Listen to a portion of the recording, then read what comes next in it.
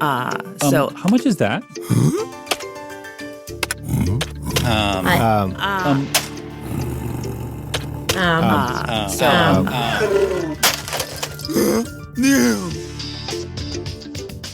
Hello, everybody, and welcome to the Podcast Editors Mastermind, the podcast about the business of podcast editing. I will be your host tonight. I'm Carrie Caulfield-Eric, and you can find me at yayapodcasting.com.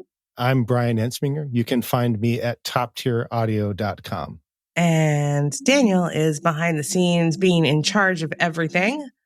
So you can find him at rothmedia.audio. Yay, Daniel. Hi, Daniel. Yeah, his voice is gone. So hopefully he will be joining us next time and we'll get to actually hear from him. But we are both really excited about tonight's topic. It's something we've been wanting to talk about for a while now. And that is, what do you share about your business? How much do you share? How do you know what to share? What are your thoughts around that? And when Brian posted the information for this live stream in our group, we also had some very interesting conversation around that. So I hope you guys are excited as well. So where do we want to start, Brian? Yeah, I mean, I guess maybe just kind of, in my mind, level setting a bit, because one of the things that I love about the podcasting industry and even the podcast editing industry is, even though we're competitors, right? You and I don't necessarily compete for the same clients, but we do kind of the same thing. So we could say, yeah, we're competitors. There's also a strong sense of collaboration. You know, we all seem to jump in and help ourselves out. But that doesn't mean that it's okay to share everything. And in my mind, because I'm a category guy, you already know that, Carrie, I'm sorry. But like, in my mind, there are things that are absolutely okay to share. There are things that are maybe unwise to share. And there are some things that I think might border on illegal to share. And so, like, I think we need to be aware of that and how we walk that out. And, you know, if we're coming into this for the first time, maybe it's not something we've thought about. Whereas, you know, in my experience, because I work for a big company, I go through the exact same intellectual property, copyright, and ethics training every single year. So it's something that I'm constantly thinking about in terms of like, what's okay, what's not okay. And while you and I are not lawyers and no one should take our advice out of hand, this is something we need to think about because we don't want to end up in hot water. That's kind of where I'm sitting.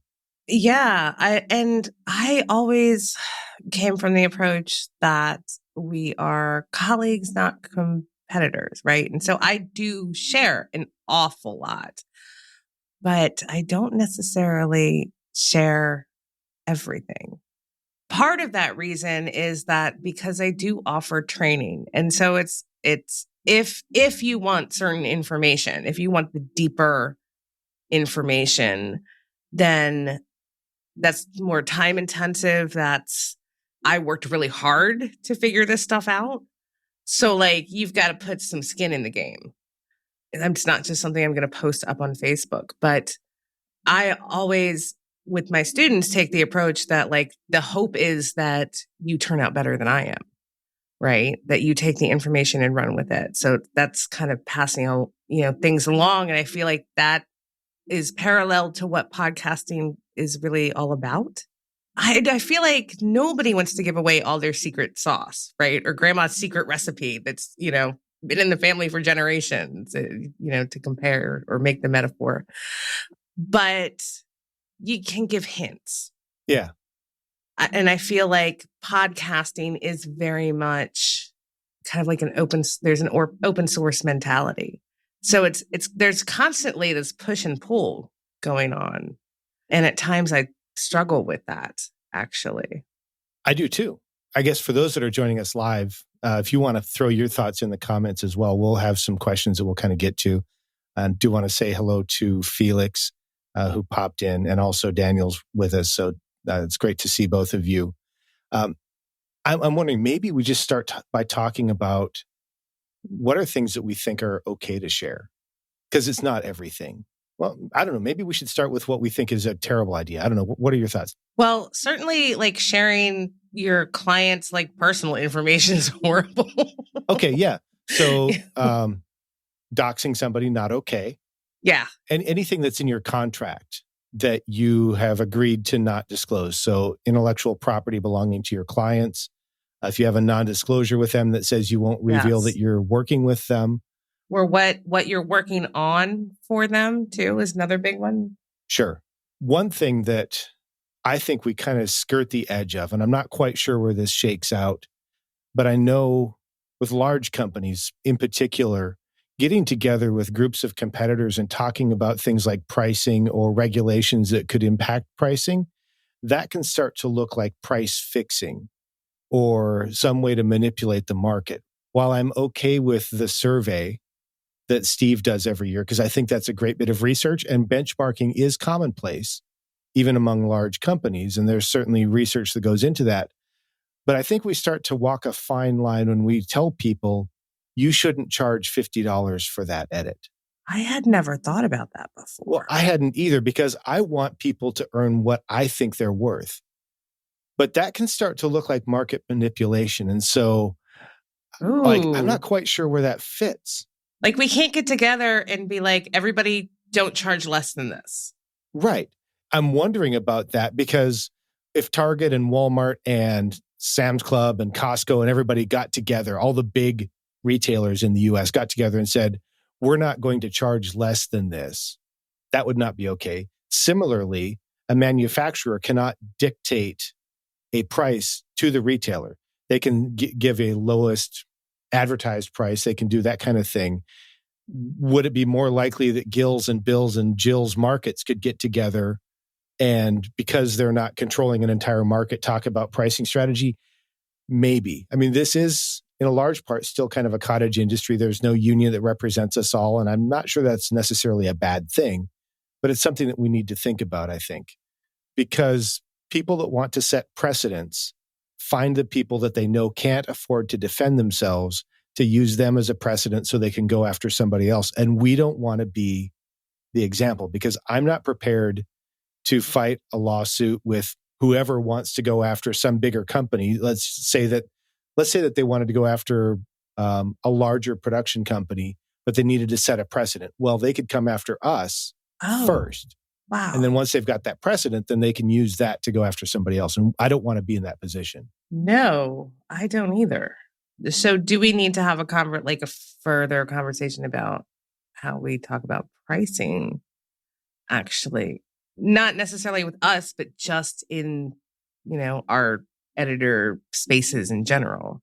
I think that would be a great conversation, especially if there was a way that we could get someone that knows the law. They could provide some guidance, not counsel, right? They can't counsel us unless we've hired them. I don't know, maybe a law professor, somebody who could provide some insight into things that we need to be concerned about. Because I would hate it if one of the people that I'm working with were to have a problem because of what I'm doing in trying to help elevate the entire industry. I wouldn't want them to come after me or by proxy come after somebody that hired me, because, right, that's always plan number 2. If you can't get the person, go after who hired them, right? Make it hurt for somebody so that you can make it. It's the same principle as the mob going after your kids, right? If they can't get to you, they find the weak point and they go after that.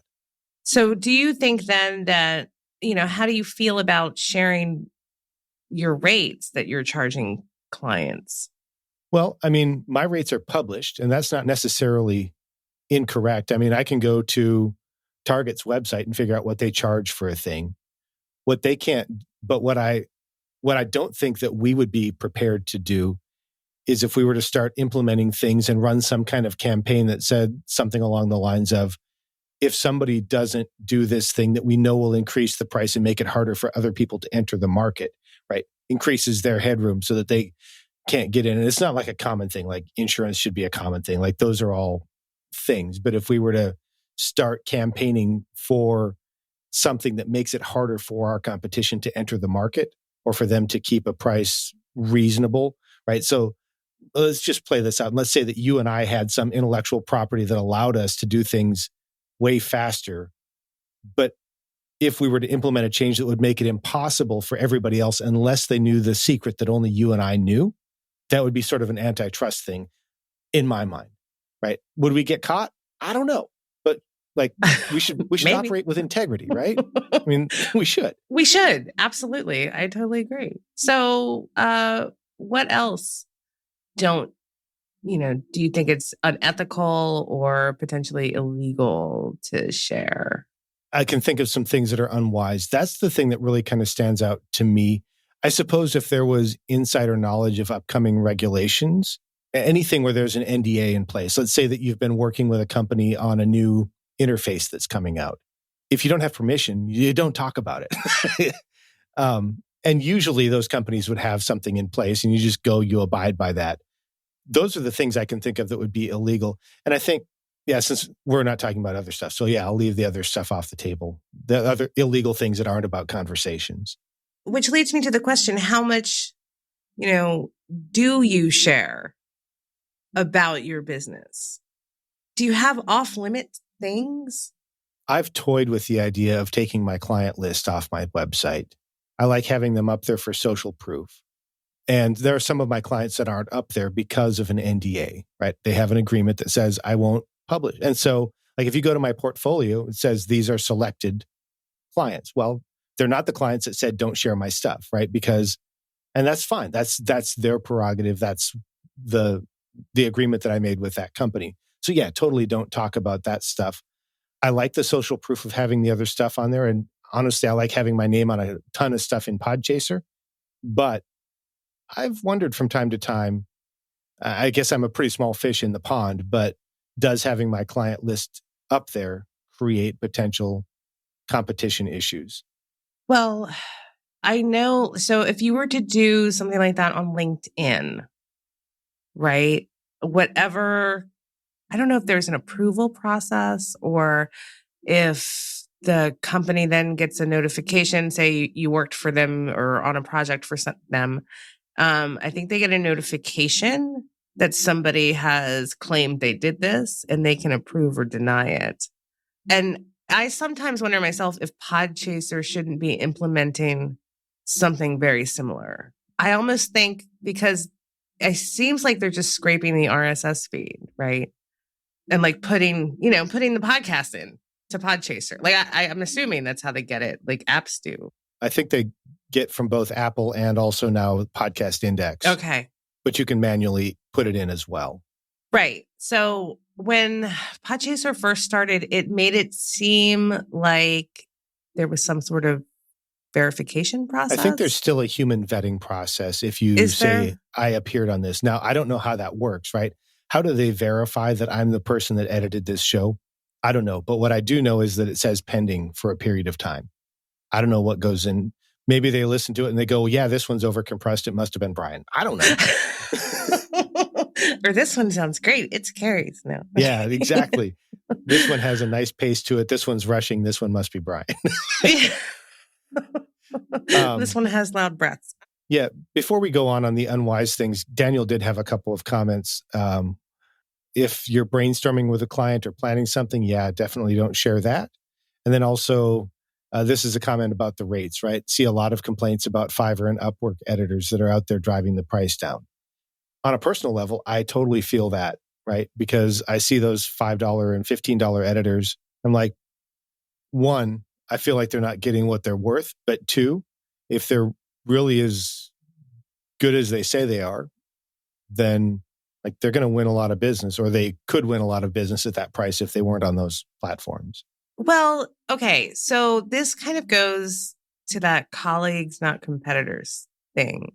And part of the reason I feel that way is because I am always working on my business. I'm always working on what I do. So I'm not very often thinking about anybody else. Right. Who cares about Fiverr, right? Ultimately, it doesn't affect my business because it is, I feel like a kind of a separate market.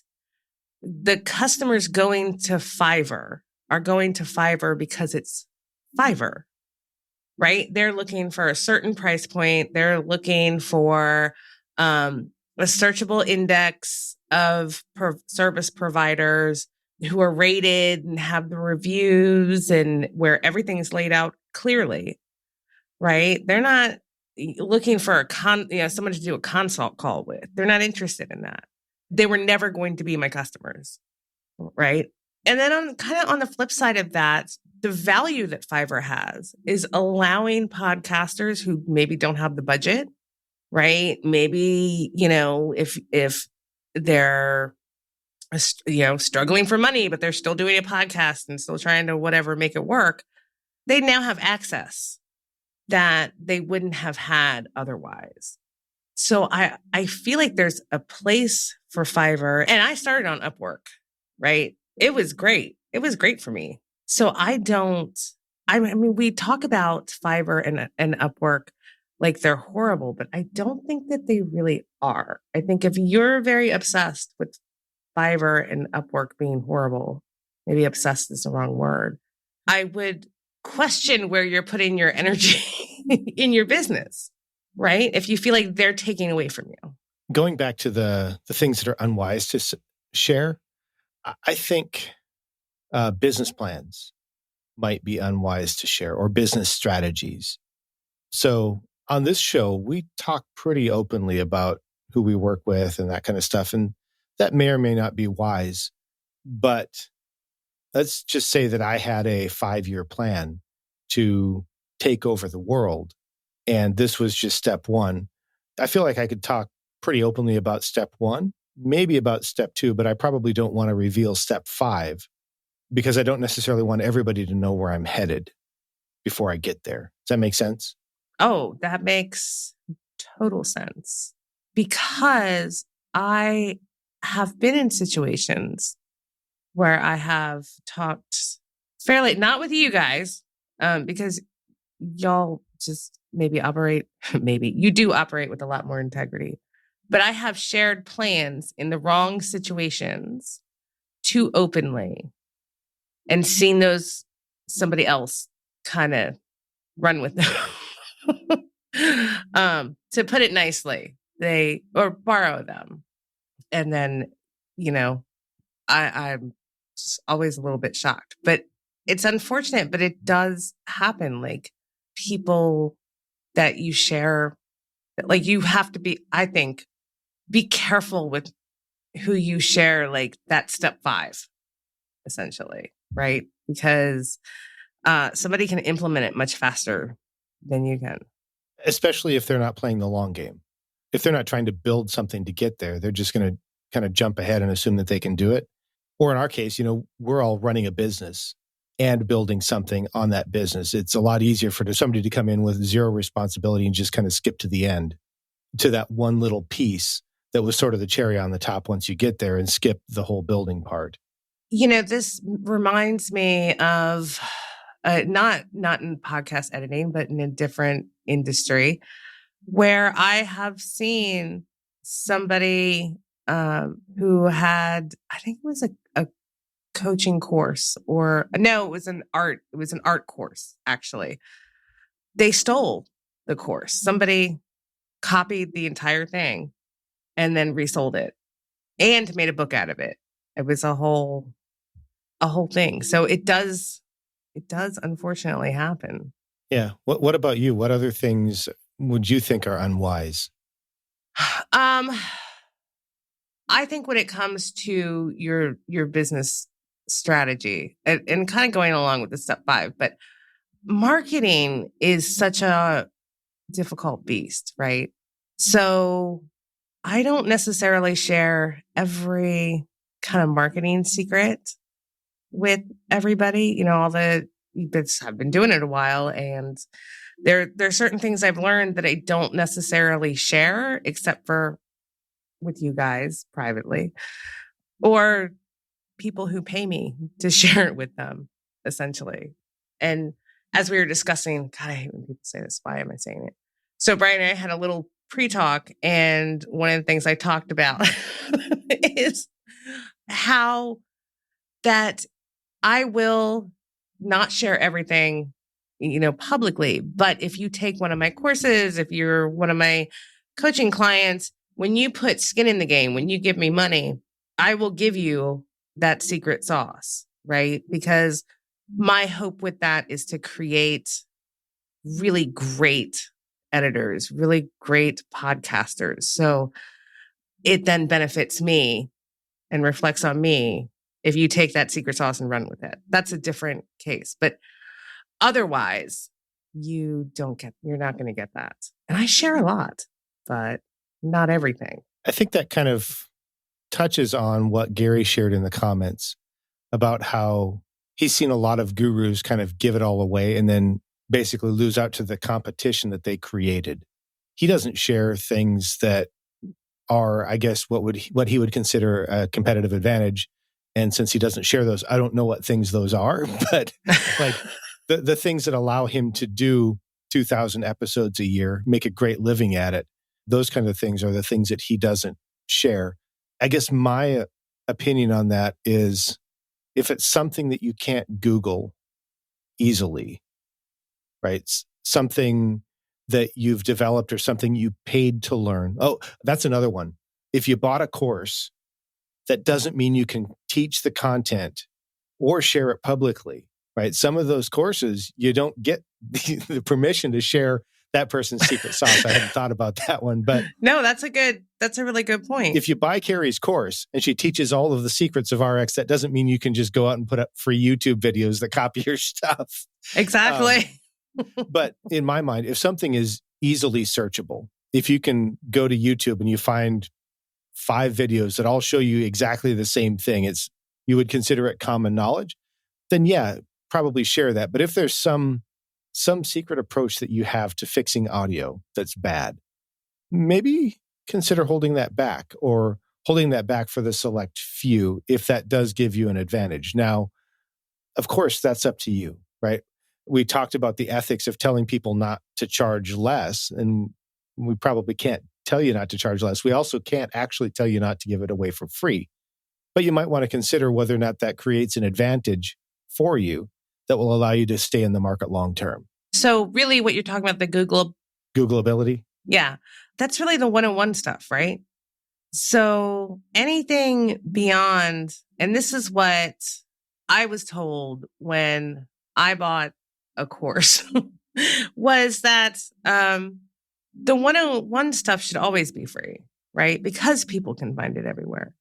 But anything beyond that, you should charge for, because that's the stuff that you have, put sweat into learning, essentially. And that should be rewarded, essentially. And I would also say that in some cases, general frameworks might be okay to share openly, especially if the process of developing the technical skill would take somebody some time. So I'll happily share with people the typical process that audio goes through when I have a particular order of operations that allows me to not drop the ball. I'm happy to share that because it's still going to take a long time of doing it to get it right. And by the time you get there, it's going to be your own, not mine. I maybe helped you get a leg up a bit, but you're going to find out what works for you, because as you're doing it for the 9th or 10,000th time, you're going to go, well, this may have worked for Brian, but I can do this better this way. Yeah. On the flip side, I'm not going to show you, and not even paid at this point, I don't think. I'm not going to show you how I specifically master something to make it sound the way it does. That is something that has given me an edge and has caught, I've beat out competition, other editors for jobs simply for that technique that I have. And so that is something I am definitely keeping close to my chest. And unless you knew my whole process, you probably wouldn't get it right anyway. Mm-hmm. So is it even worth you knowing? Yeah, it's the same idea as, will you give me a session file with all of the plugins in it? Yeah. I mean, you probably aren't going to be recreating it anyway. No. Even if I told you all the plugins that are in my mastering chain, which at this point isn't actually the same for every show, but even if it was, it doesn't mean anything if you don't know what to do with them. Yeah. I could list off the 4 or 5 typical plugins that are part of my master bus. It's not going to mean a thing if you don't know how to use them. And then becomes not so much a kind of a trade secret, but it's just kind of a waste of time, right? For everybody involved, because different styles, different shows, right? Different shows require, different versions of that technique. One of the, I guess, contrary opinions on this that came from the chat was, or the comments was Jesse, who was talking about not feeling the needs to hold his cards close to his chest because essentially it's a big pie. And if I lose out on a job, it's because of price. I kind of see things both Gary's way and Jesse's way. I don't know. What are your thoughts? I think everybody should go into the Facebook group and read what Gary and Jesse had to say.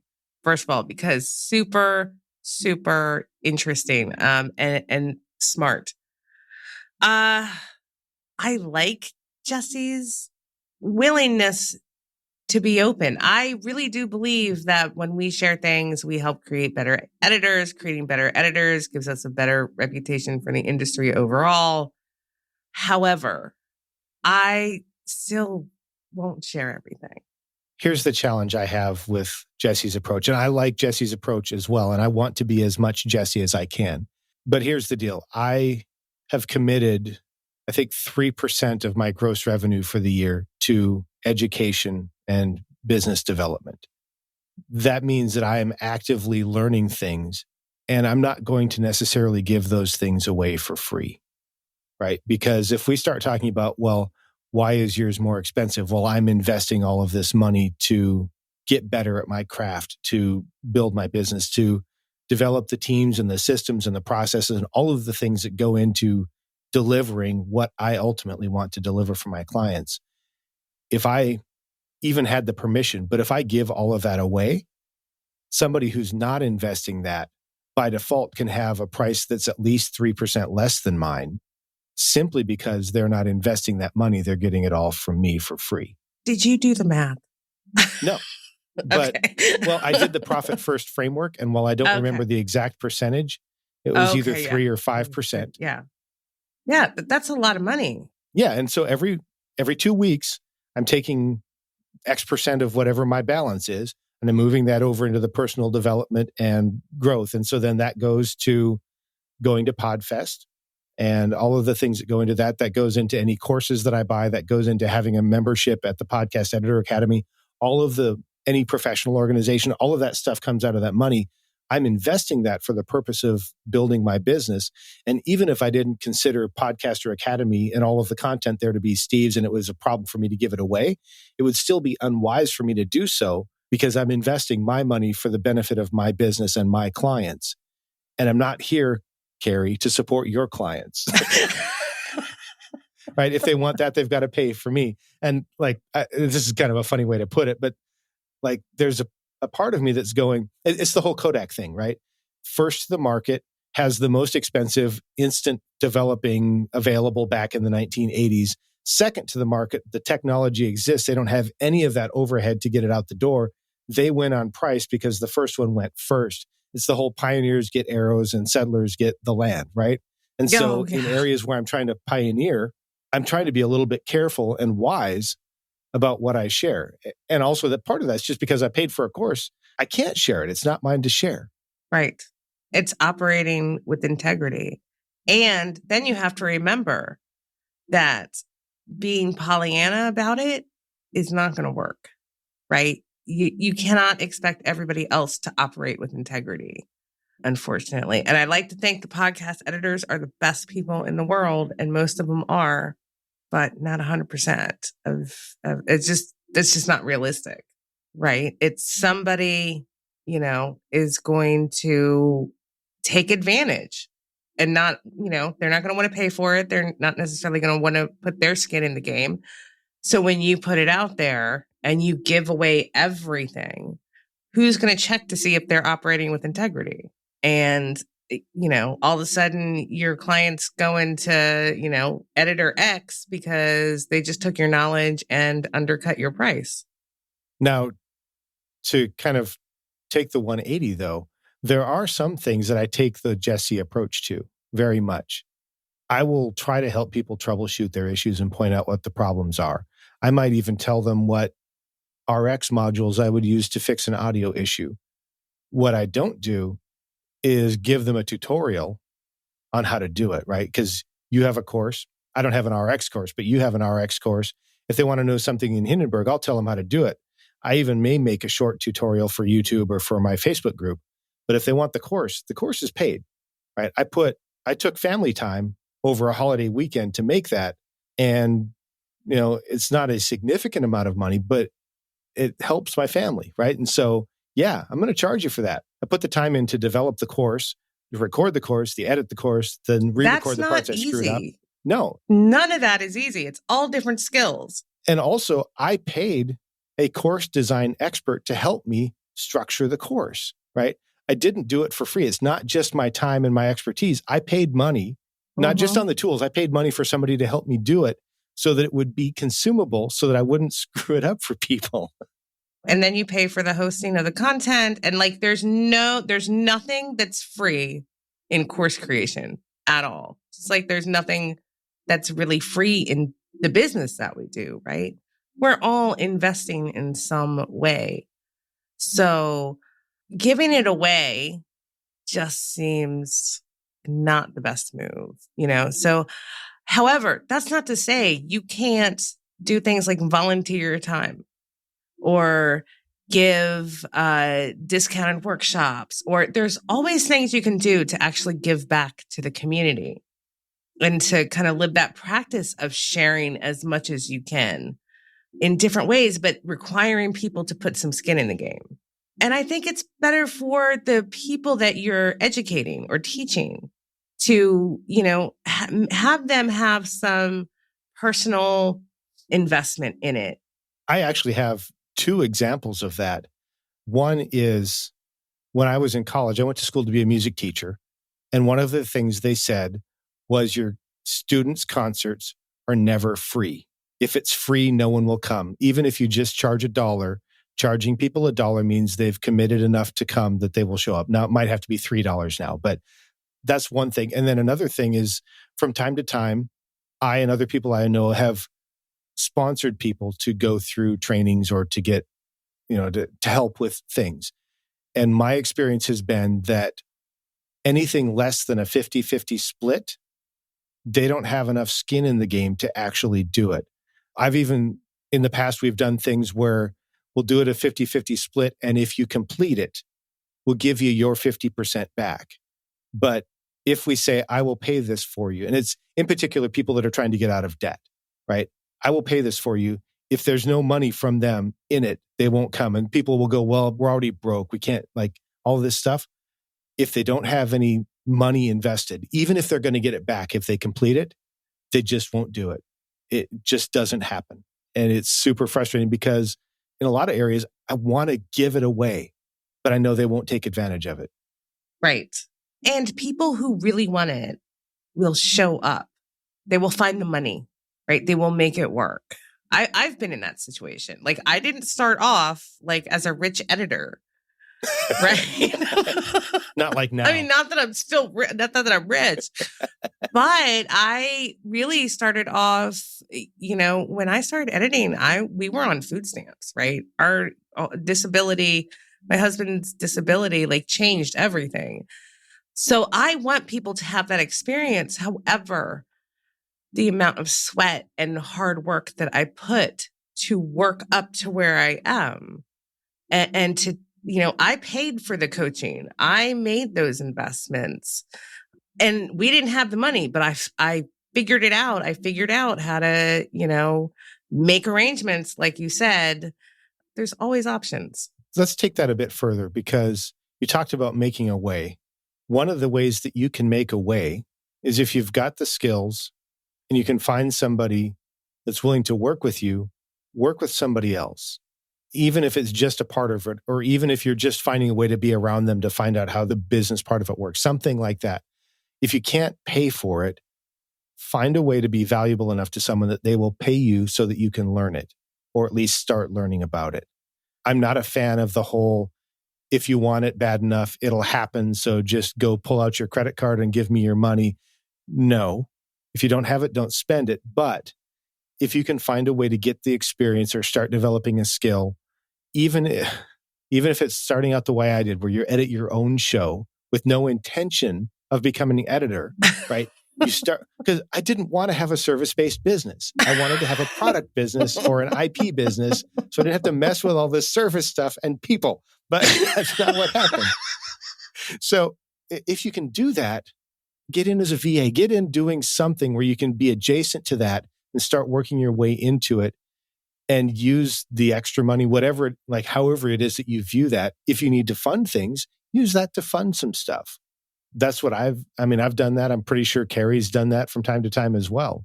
And people, if you are willing to learn, you can always make an arrangement with even a podcast to volunteer, to learn what they're doing and figure it out.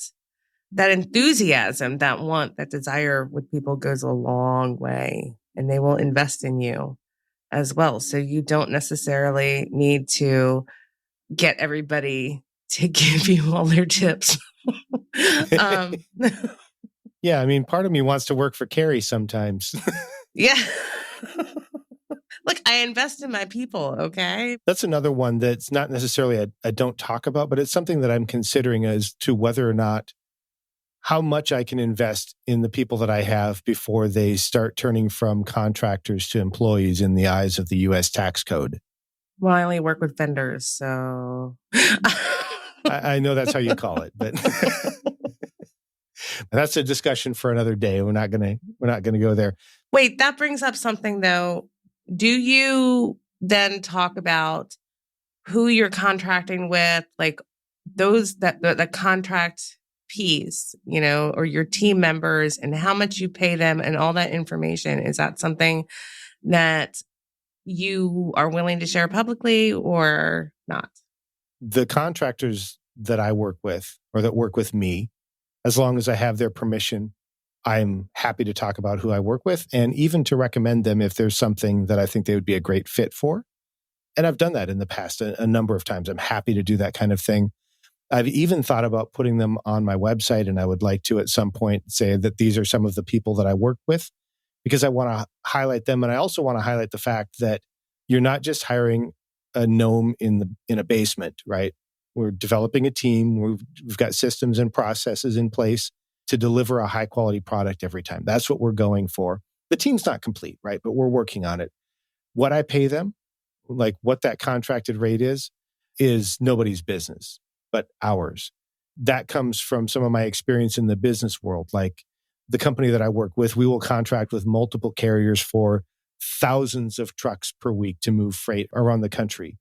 Our rate information is considered confidential, both for our company and for their company. We don't share one carrier's rates with another carrier, and we don't share any carrier's rates with outside parties, including customers who think that they should get more money for picking up their own load. Like, I'm sorry, we don't tell you what night transportation charges us to carry this load. If you want to contract with them, get your own price. That's an antitrust issue. And of course, there are exceptions for data processing and stuff, but the same would be for me, right? The accounting company that I use, even though they don't care about me, right? They don't even know I exist. Yeah, that data is there and it could be mined. However, it is not shared in a public way. And that would be, in my mind, that's completely inappropriate. The exception might be if you're advertising a contract position, you say, this pays this much for anybody can apply as long as you can do the job. That's not how I work. I pick and choose who I work with, and we work on the price between the two of us. And while I have some standard rates, it's a discussion that we have. I will tell people, like, if they ask, like, oh, well, how much does a contractor cost? Or they want to talk about contractor pricing, I'll give them a range, right? And I'll say, I'll disclose, for instance, that I have given my contractors bonuses and I have given them, I shouldn't say my vendors. I will say I've given them bonuses. I talk about it here, like, if I can, I'll give them a virtual conference ticket or, I'll talk about the investments that I make, but I won't share specifics. And to me, and this isn't businessy at all, but it's like, it's their information, essentially. Like, it's none of anybody's business but theirs. And I don't get to choose to I feel like it's almost a violation if they haven't a raise or I gave them a bonus, but I will not name numbers because it's none of anybody's business because it's their business essentially. Just like I wouldn't want my clients necessarily, they probably do though. Like, oh, I only pay her whatever. But I always, when, a client wants to refer you to a new client or like to a friend of theirs, I've had the conversation with clients like, I'd be, happy if you shared my information with them. However, please remember that your rate is your rate. Yeah. I think that's a, hot tip because their rate is their rate. And I feel the same way with contractors, right? Just like I wouldn't want a contractor saying, oh, well, Carrie pays this much because I might not be, paying the next contractor that much. They might not be worth that much. Exactly. I actually have in both my contractor and also my client agreement as well as my vendor agreement that rate information is confidential. It's under an NDA and it's bilateral. I need to add that actually because I don't have that in my. I do make the contractors do an NDA, but I need to do that with clients too. Well, it's just part of the contract, right? It's just there's an NDA section that says, and there are several things that are listed, but one of them is, we don't talk about money. And I would even go so far as to say, beyond just that whole personal thing, cost structure is a competitive advantage or can be a competitive advantage. Wow. And I mean, back to the whole thing, like back in the cereal wars of the 70s and 80s, there was one company that's a super low margin business, right? It's all commodities, it's super low margin.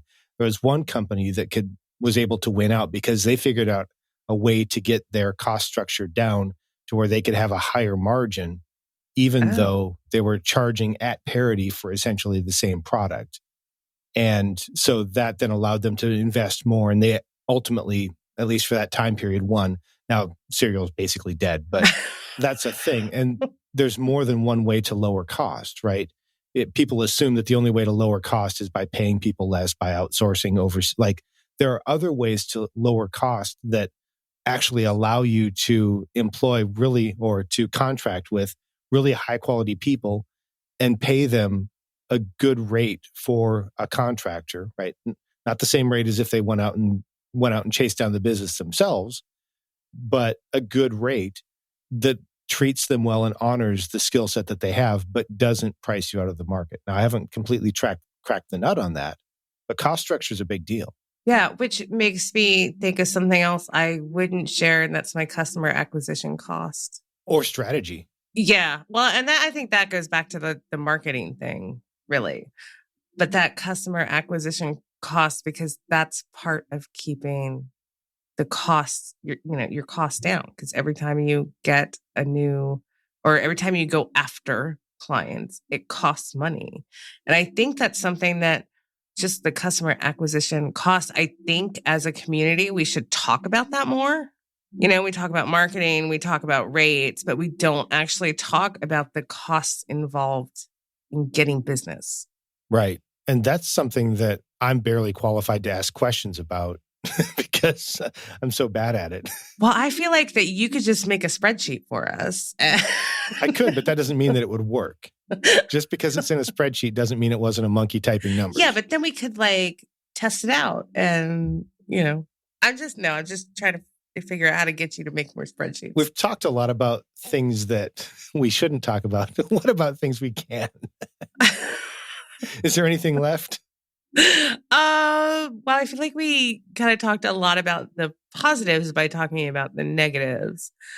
What should we talk about? I don't know. What about frustrations? Well, I think we need to be careful when talking about frustrations, and for two reasons.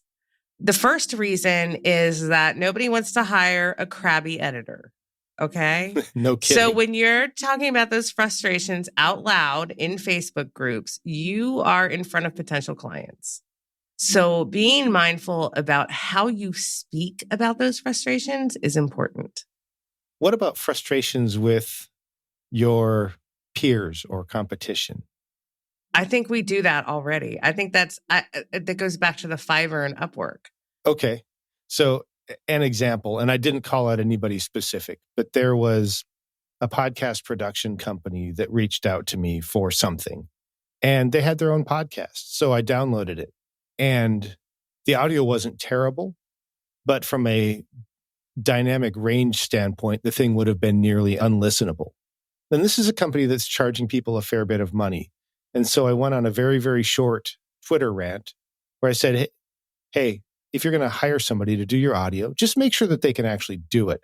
Like, this technically meets the 16 LUFS target, but there's clipping, there's like really wide dynamic range. And I just did a before and after and said, this is what they did. This is what took me, 15 minutes in RX or whatever it was that I used to address it.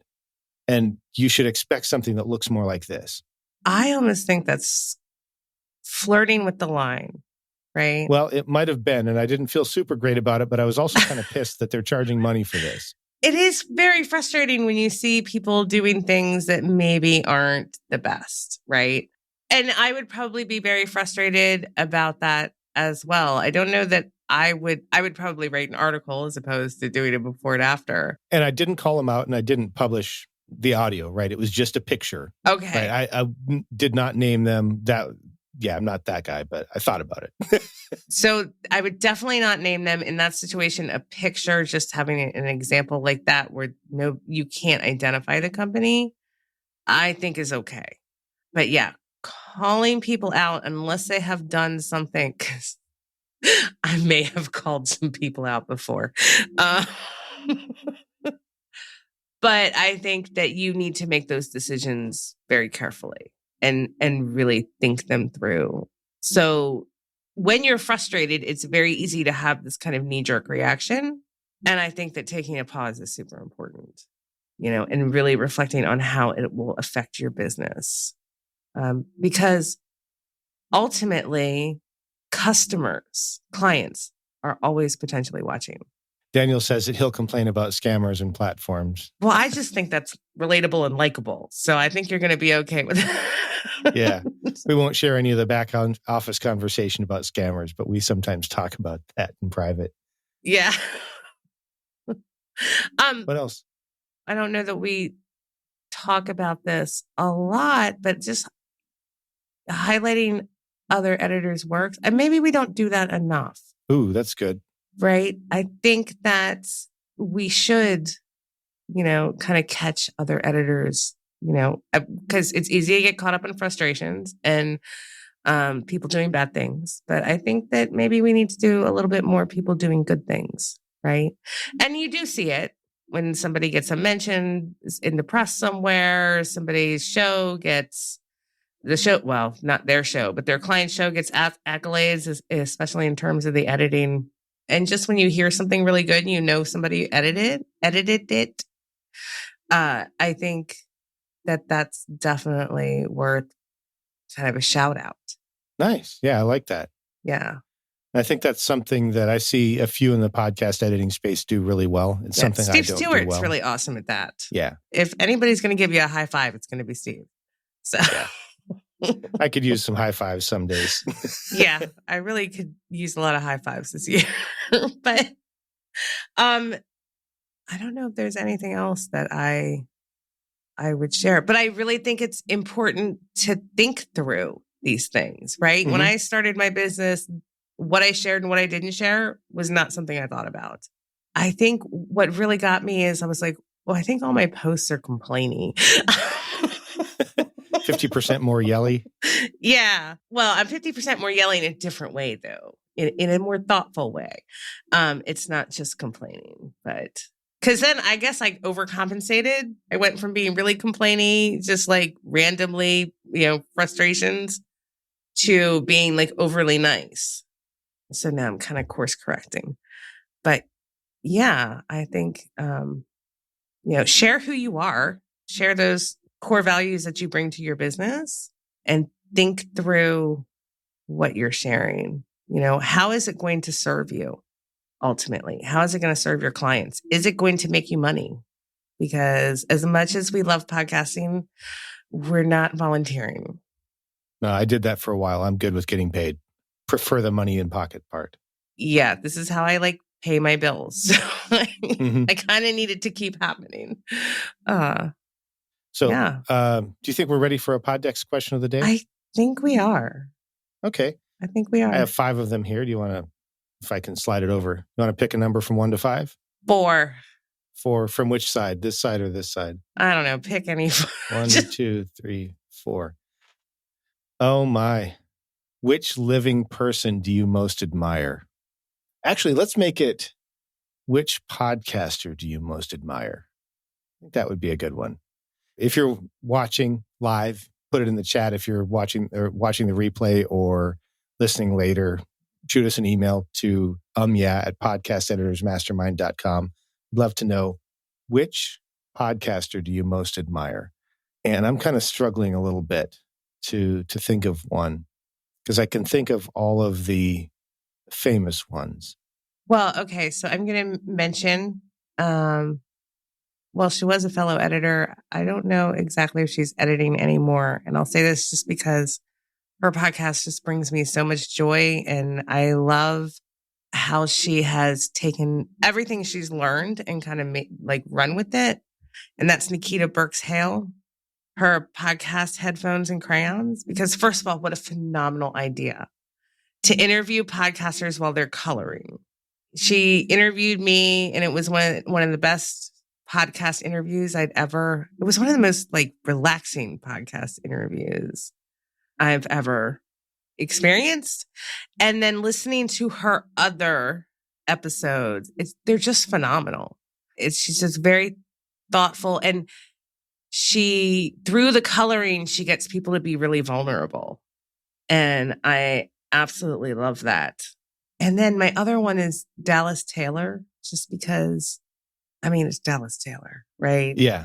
There's so much, he's so thoughtful about, that show is so thoughtful about what he does. And it's just, his voice is so nice. And you're always going to learn something. There's never a wasted moment, and it's going to sound beautiful. So Dallas is the one that I was going to say. Okay. So I will pick another one. The one that I'm going to pick, it's actually not a show that I listen to anymore, but Jordan Harbinger. Okay. When I did listen to his show, unbelievably good interviewer, really good at getting long form, in-depth interviews with people. And especially as he started to really grow into his own brand, as he had left whatever, I don't remember what company he was with before, and had a little bit more freedom and got away from some of the self-helpy type stuff. I really started to enjoy his show. Now, like I said, I don't currently listen to it, but what he was able to do with that show and how he's been able to grow it as a full-time podcaster, having to do a restart after building one show and then moving immediately to another show with essentially no warning. Huge props to him. Yeah, that's tough. That's tough. Oh, Daniel says he never listens to podcasts anymore, so he joined Blake. Yeah, it is harder to listen to podcasts when you literally listen to podcasts all day.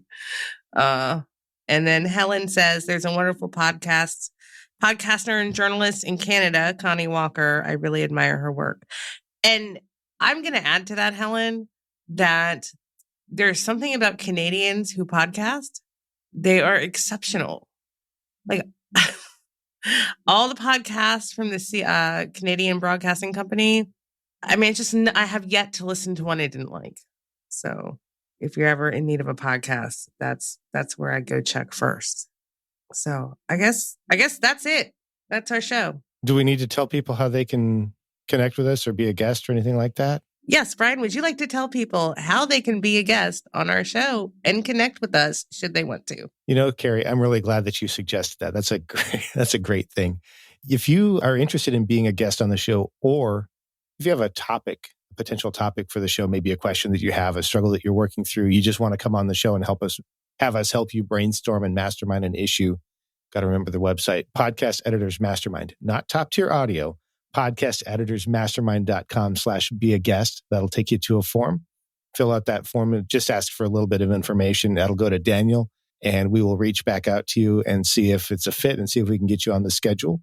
We do work on every other Thursday night, health permitting. We'll try and get you booked for one of those times that we do a recording. And our editor is Alejandro Ramirez. And if you would like him to be your editor, send an email to at podcasteditorsmastermind.com and we will give you the hookup. I do want to, speaking, we talked about shouting out other podcasters or other podcast editors earlier.